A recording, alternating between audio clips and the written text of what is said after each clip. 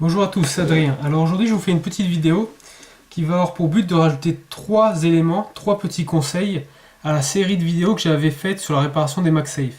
Comme je vous l'avais dit à l'époque, j'avais réparé plusieurs centaines de ces chargeurs et donc j'avais développé une technique que je jugeais ultime, une façon de faire que je jugeais ultime pour réparer ces chargeurs. Je ne pensais pas pouvoir améliorer la technique, mais en fait j'ai encore réparé beaucoup de ces chargeurs et donc j'ai trouvé encore 3 petites astuces.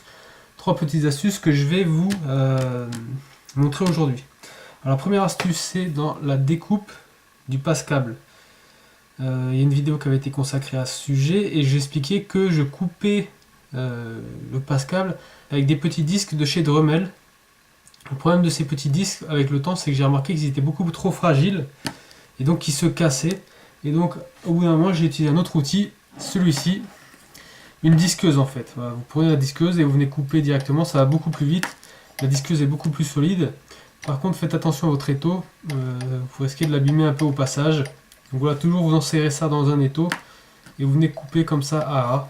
Et ensuite, vous pouvez toujours utiliser la petite fraise de chez Dremel qui est très pratique et qui me sert toujours autant. Également, le second petit ajout que je vais faire, c'est dans l'ouverture de ces chargeurs MagSafe. En fait, maintenant, je les ouvre plus que d'un côté. Voilà. Et ensuite, je viens y insérer une petite tige que j'ai faite avec un cure-dent. Voilà, je viens bloquer comme ça, ouvrir le chargeur, le maintenir ouvert comme ça. Et ensuite, je vais venir chercher les petits fils avec une pince de précision. Et ensuite, je vais les souder. Et après, j'aurai plus qu'à recoller un côté. Voilà, c'est juste une petite astuce pour que une fois qu'on le referme, ça soit plus solide et qu'on ait utilisé moins de colle. Voilà, parce qu'en fait, ici, c'est toujours soudé. Et donc, ça va bien rester soudé. En fait, le plastique à l'origine est soudé. Moi, je peux pas le souder, malheureusement, j'ai pas les machines pour.